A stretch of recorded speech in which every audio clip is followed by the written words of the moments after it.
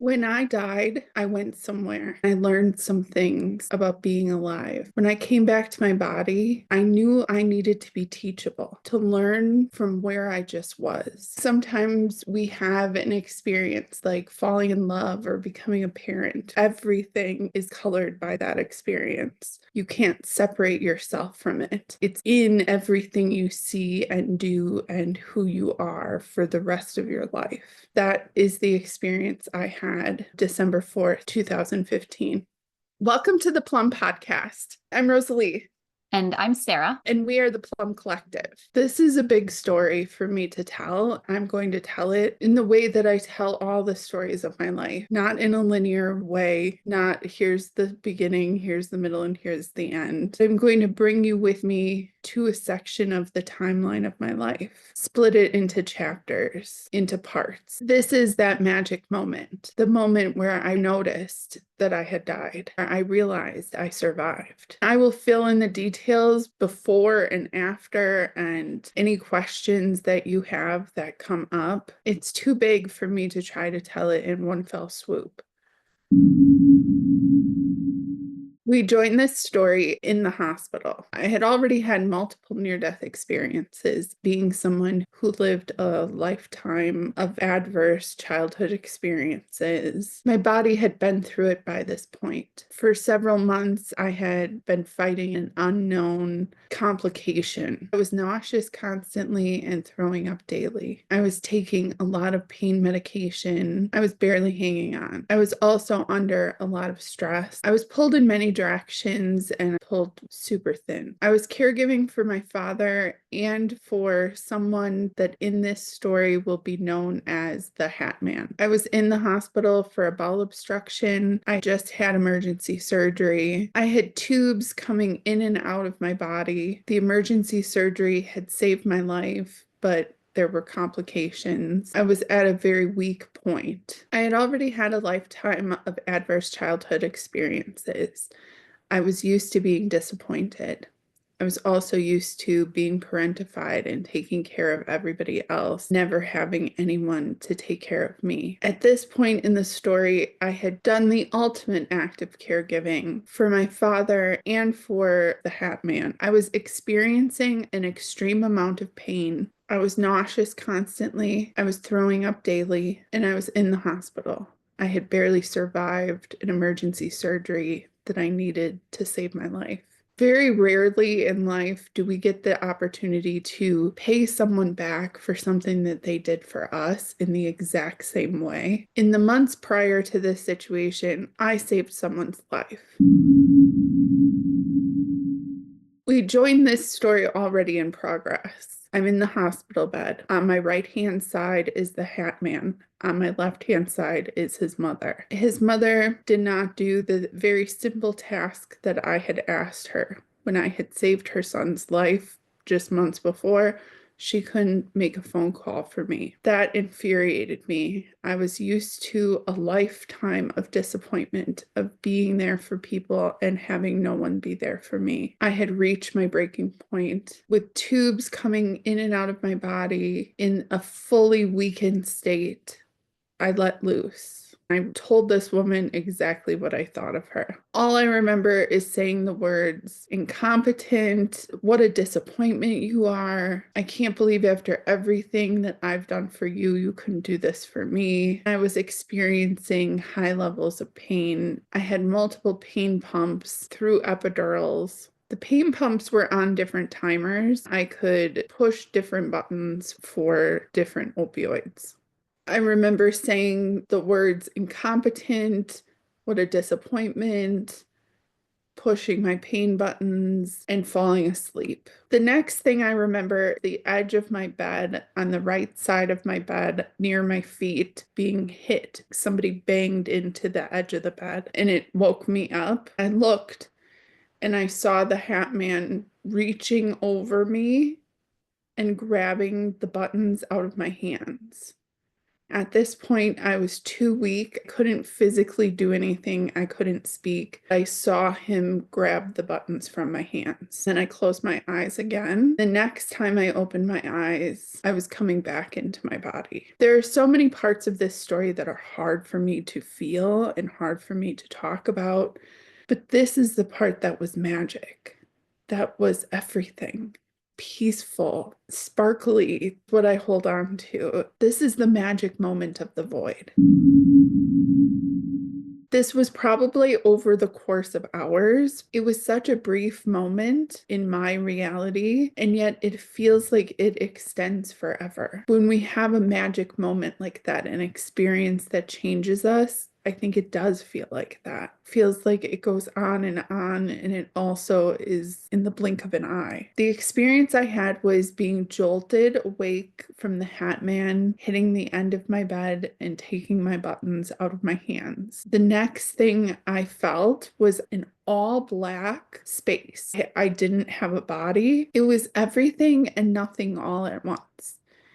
There was no sound. There was nothing to see. There was no way to feel. It was the absence of a sensory experience. At the same time, I knew it in my senses more than I know anything. The best way I can describe it is I went from being in the hospital bed, seeing through my eyes, seeing my legs and hands, and this person reaching for the buttons and taking them from my hands. Like, that's what I saw. That's the experience of me right now. I can see myself through my own eyes. And then when I went to the void, it was like seeing through my own eyes, but there was no body. There were no hands, there were no feet, there was nothing that I could see this way. But I could also see myself like floating from above as well at the same time. It was like a multi-camera view all at once, which is hard to explain if you haven't experienced it. But it was like seeing myself from the ways that we see ourselves day to day, and also seeing myself from the audience, from the external at the same time. Seeing every part of myself, but there was no differentiation. There was no body, there was no personality, there was no race or hair color or eye color or lipstick. Like, there was nothing that was differentiating me from anyone else. There was no sound. There were no smells. There was nothing to taste. It was the absence of everything. And at the same time, I knew all of it was present. I could feel all of the things that we consider bad were also there. It wasn't like this idea of heaven where everything is idealized and it's the good place and it's all positive. It wasn't that at all. It was everything. The worst of it right next to the best of it. And there wasn't separation between the two ideas. It was just everything all at once. So even to say that it was the color black feels like not entirely accurate, but that's really what I saw.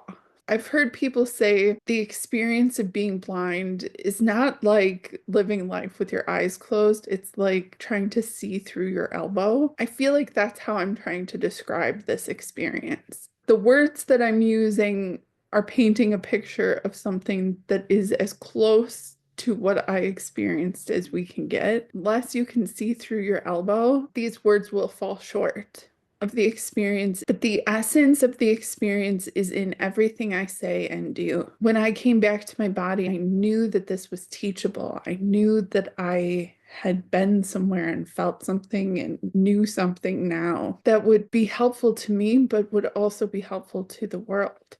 I've known that I had something important to share well before I had this experience, and having it solidified that knowing. It felt like a reminder of what I had always known but had forgotten, of where we come from and where we're going. When trying to describe what it is that I do or to give myself a label, I've said I'm an existential tour guide, pointing to things along your life's journey, or an energetic chiropractor, providing incremental and gentle adjustments for you to come into alignment in your life. Recently, I've been thinking about how there are doulas for birth and there are doulas for death. Someone that can guide you through giving birth, through bringing a life into the world. And there are people that can guide you through death and through returning back to where we all come from. But what about life? I really believe that I am a life doula. I'm here to help guide you as you birth yourself into your life, as you realize that this is your life, that you get to choose, that you get to say who you are and what you want. You get to feel your feelings. You get to explore your own sensory experiences. You get to feel the sensations of being alive. The experience I had with the void is in everything I do and in everything I say. The void is really felt inside of intuitive photo readings. It is my belief that that is where we meet. When I look at your photo and I am interacting with your energy, we are connected in the void space. We're having a conversation. You're telling me the things that your human meat sack needs to know. And I come back and I tell you what you told me. You get to taste and smell and feel the void through the experience of intuitive photo reading. My clients say it's the most profound experience they've ever had. It's hard to put it into words, but it feels like being seen from the inside. That's the void, baby. Like that is connecting in this other plane, in this other way that isn't us talking, that doesn't require us to have bodies or be able to hear each other or see each other, but we connect and you share things with me in sensation. You show me what it feels like to be you through the feelings in my body. I interpret those sensations. I give them language. I say the words to you so that you can hear them. I speak directly to your heart. It's an incredible experience for me and for you. In Plum Practice, you get to experience the void in every single session. Sarah and I guide you to the void. Your memories, your experiences, your sensations meet you there. It's gentle and incremental. It's 1 hour once a week to connect with yourself in the void space. It's pure magic. If you want to know what it feels like to be in the void and play around, like to really get it, to understand what it feels like, but to not have to have a near-death experience of your own to feel it in this lifetime, I made a game. I wanted it to be fun.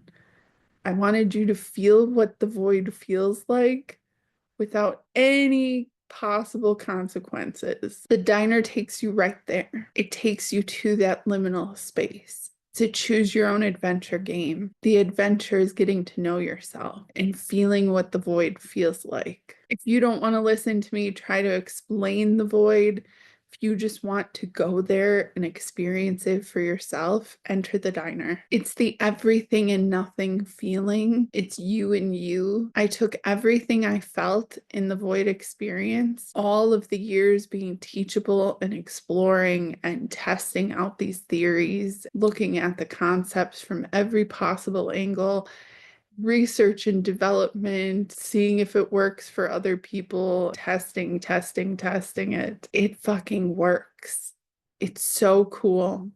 It does exactly what it's designed to do. And you get to play it like a game. It's this profound, incredible experience. Entering the diner is like having an NDE without the near-death experience. It provides that level of a profound shift. It impacts how you see yourself, the words you use, and the way you are in the world. The diner provides a fun way for you to see yourself and have the experience without ever being near death. It's about being fully alive, choosing to see yourself and come alive. I'm in the hospital bed. I've just yelled at his mother on the left-hand side. On the right-hand side, he bumped the bed and grabbed my buttons. I then am transported. No bodies, no sounds, no sights, no nothing, and everything all at the same time. The best way I can describe it visually is just I was looking out, my back against a wall is what it felt like. Everything that was out in front of me, as far as, I mean, I had no eyes, but as far as the eyes can see, like eternity, was all black with little sparkles of something. It was just like tiny glimmers of holographic movement, but it was basically nothingness, all black, nothing, which sounds like that could be scary, but it was the most peaceful sensation I've ever experienced. It was like a big exhale, a supportive hug, a tasty treat, something that smells really good. Like it was just like all of these wonderful experiences of safety and calm rolled into one. And as a person who had never experienced that level of safety in my human body, it felt like finally, it felt like rest. Felt like I could breathe. And along the left side of me, I mean, again, I did not have a body, but that's what it felt like that there was someone next to me in this space, even though I couldn't see myself or anything that was separate from me. It was like I was a part of everything and everything was a part of me. I wasn't separate, I wasn't different, but yet I could feel for my human brain to understand what was going on. It felt like a best friend, it felt like a protector. It felt like there was someone with me that felt really familiar, that I felt safe with, that I felt at home with, that I knew would never hurt me, that I knew I could trust. In the moment, I was really trying to cycle through, like, who could this be? Or how do I know this person? Are they a person? Like, I was having rapid thoughts. What is happening to me? Where am I? Who is this? Where am I? What is going on? Why does it feel so good? Where is my body? Where did I go? Who is this? Like, it was just very much trying to sort out what was happening to me. And I felt the presence next to me just be really calm. And again, no voice, no sound. It was just kind of like, it's okay. Like, it's just chill. Like, it's okay. It felt like I would know. Something occurred for me then that I would never have believed was possible. It has stayed consistent from that day on. Before my void experience, many people referred to me as a dog with a bone. If I didn't understand something and I wanted to understand it, I would just chew on it until there was nothing left, till I figured it all out. To have this experience of like knowing that I didn't know and being okay with not knowing was something I was not used to. But since that experience is something that I've been able to continue to cultivate, I trust myself and I trust the unfolding. It's a main thing that shows me that I had an experience, that I went somewhere, that something happened to me. Because the person I was before would never have been able to just be like, okay, like, I don't get it. I don't know what it is right now, but I will eventually, and that's okay. Never would have happened. It was very much a calming presence next to me that felt like, it's okay. You'll get it. You'll know eventually. You'll understand this. It'll make sense to you. It already does. You just can't, like, the sense I had was that I was trying to human. I was trying to shove this magical moment into this human understanding. I was taking this ephemeral beautiful, sparkly thing and trying to shove it into a box of this is what this means. There's no other way to say it other than to say I just got really cool really fast with not knowing. Where I just was like, okay, yeah, cool. Yeah, I can hang. I can just be chill and trust that I will eventually understand this and just be in the experience. Yeah, I can do that. So that's what I did. I just stood there.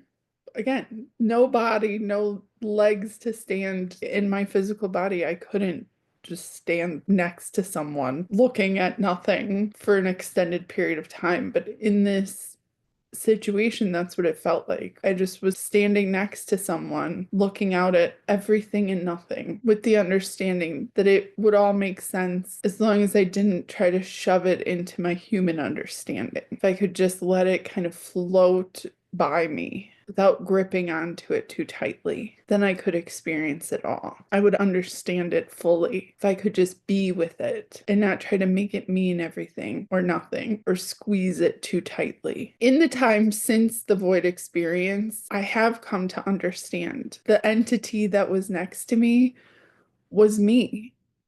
And I had sort of flickering thoughts of that during the experience of like, this person seems cool. They seem like me, but better or more at ease. Me, that this really, I mean, it's heartbreaking, but it's what I felt in the moment. If I had never had the parents I had,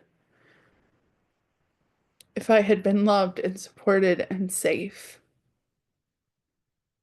it's who I would have been. So bright and loving without any of the pain. And we were just together, me and my soul self. It's my belief that all of us have a soul self, our essence, everything and nothing. It's who we are that was never diminished or dented by life and by people. It's the part of us that has access to all of the information. That's how I connect in a photo reading. It's how we all connect during Plumb practice. It's where we go when we enter the diner. I think we connect with our soul self in many different ways.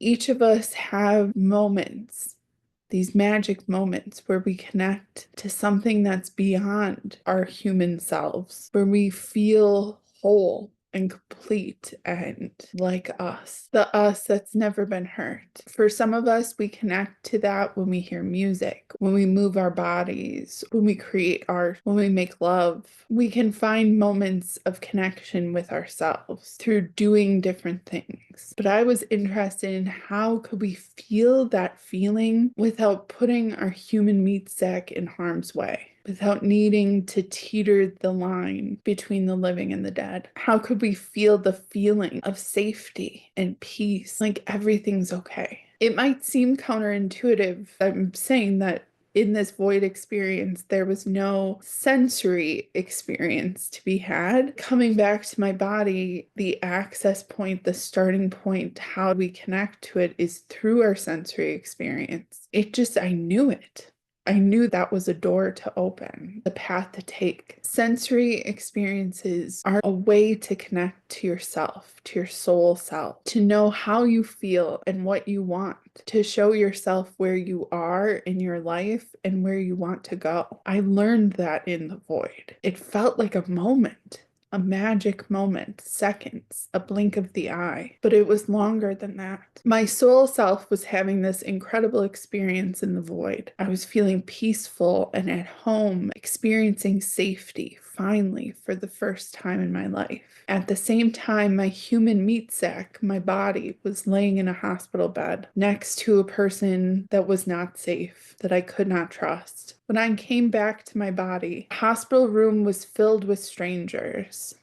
I came to find out that they are referred to as an SOS team. When someone codes, they call this team. There was so much equipment. There were so many people. The thing that stood out to me is I couldn't hear anything. I couldn't hear a sound. I saw their mouths moving. I saw the machines beeping. The lights were flashing and they were rolling them around. So I knew that it was making sound, but I couldn't hear anything. Everyone in the room had orbs in front of their chest, all about the same size, but they were different intensities. Some were more dim and some were very bright. They were different colors. I could feel that everyone in the room was rooting for me. They wanted me to get better. They were trying to figure out what was wrong with me. As I panned the room, I looked into the corner furthest from me. I saw the Hat Man. He did not have an orb in front of him. His eyes were black. I've only seen that look a handful of times. I've seen it in my mother's face. I never saw the Hat Man again. Come to find out, while I was unconscious, the CNA that I had assigned to me that night felt something was off. She kept coming by my room because she just didn't like the Hat Man. He creeped her out, gave her bad vibes. He'd asked if she could push my pain button, something that she had never been asked before. She said no.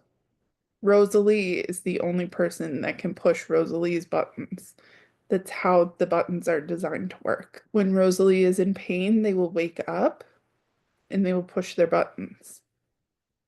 If they're sleeping, they don't need to be pushed. It's a very simple system. The vibe, the attitude, and then the question set off alarm bells in the CNA's mind. She kept coming by and checking on me. She would see that I was breathing and that I looked okay, and I was asleep, and then she'd leave. She alerted my nurse that something was going on. She didn't know what it was, but she just knew that something didn't feel right. Unbeknownst to them, the Hat Man took the buttons. There's a bunch of things that went wrong. The timer on one of the pumps was not registering. It basically kept an open, like instead of limiting how many times it could be pushed, it was able to be pushed many times.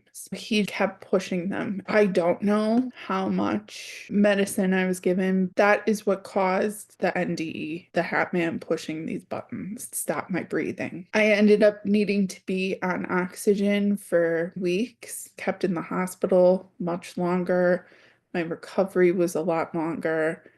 I needed to have extensive testing because the Hat Man refused to say what happened. The CNA had left. I was breathing, sleeping. The next time she came to check on me, I was completely blue. I had stopped breathing, and the Hat Man had not alerted anyone. The CNA and the nurse, they were already suspicious of him, called the SOS team. My nurse slammed the Hat Man against the wall and held him by the neck and was yelling, "What did you do? What did you do?" He refused to speak at all. He ended up being banned from the hospital. I wish that people would have done more to protect me, to hold him accountable.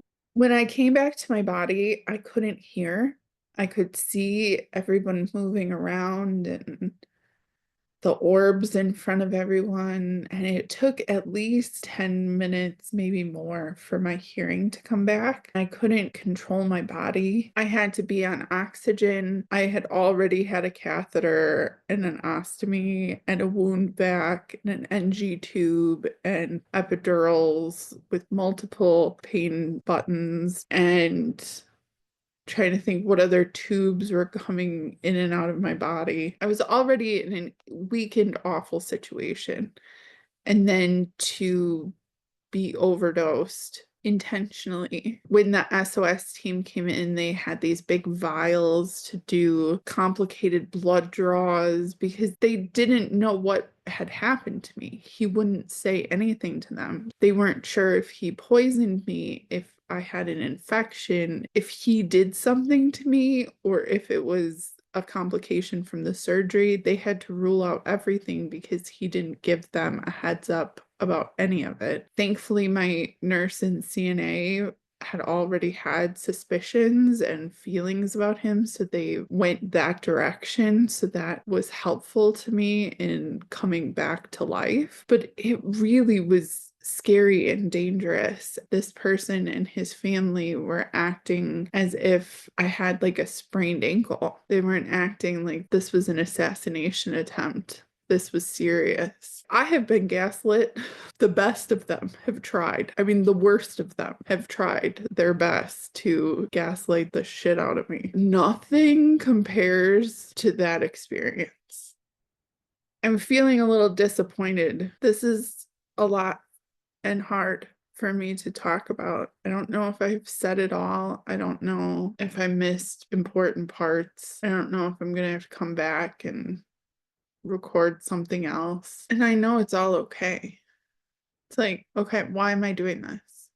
This is important for me to share it, to hear myself say it. I survived that. Physically, yeah, it was really, really hard. The recovery was way harder than it needed to be, and it already was going to be hard. To need to be on oxygen because I couldn't breathe, the wear and tear on my body, and then to be treated like it was no big deal, that I was overreacting. I knew from moment one I never wanted to see him again. It was so hard to have the people that, again, said they loved me not see how black and white that was and suggest that, oh, I should give him a chance to explain himself. Get the fuck out of here. I never felt so alone and so vulnerable. To be so physically weakened and to have no one around me that saw the situation as clearly as I did was a disappointment in the moment and the disappointment of my life. I saw my parents clearly. I saw the Hat Man clearly. I didn't need to also be gaslit and told that I was reading too much into it and I needed to have grace for these people and be more understanding and hear them out. I should have been protected. He should have been punished. They flopped my body around like a rag doll, doing mobile x-rays and blood draws, trying to figure out what was wrong. When what was wrong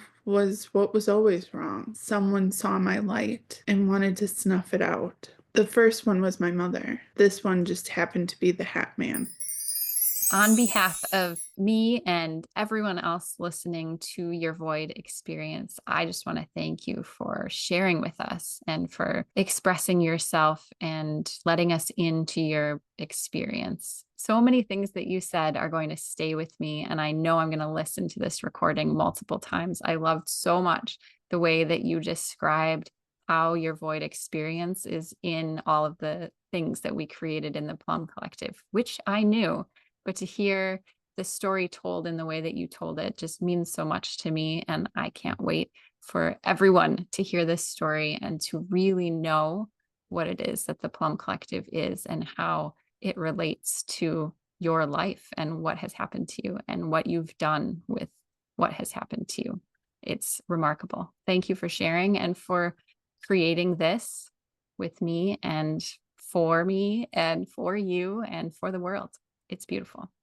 Thank you so much for what you just said and for just being who you are and believing in me and being a safe space for me to share, and that you want to listen to me and that you're willing to be with me in this experience and create with me. I'm so lucky to know you and to be doing this together. I love how you tell stories and how you describe in this episode that the story is not going to be told linearly, because that's not how you tell stories. The next part may not be in linear form, but it's going to be a part 2 of this story. And however that unfolds, I can't wait to hear it.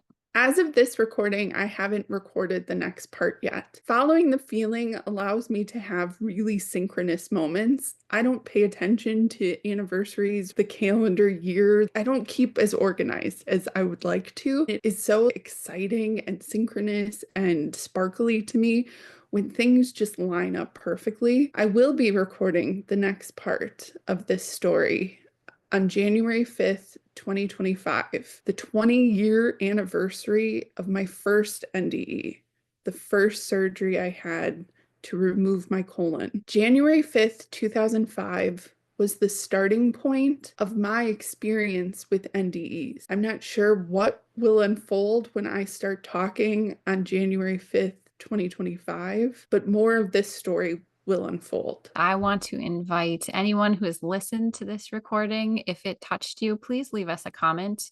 Please share this with people in your life that you know would benefit from hearing this story and from engaging with what the Plumb Collective is offering, because we want to spread this far and wide because we know that it's life-changing and life-giving. The void is in every single one of our offerings, and every offering that we have is its own unique starting point. You can start with whatever is drawing your attention, whatever feels like it's pulling you.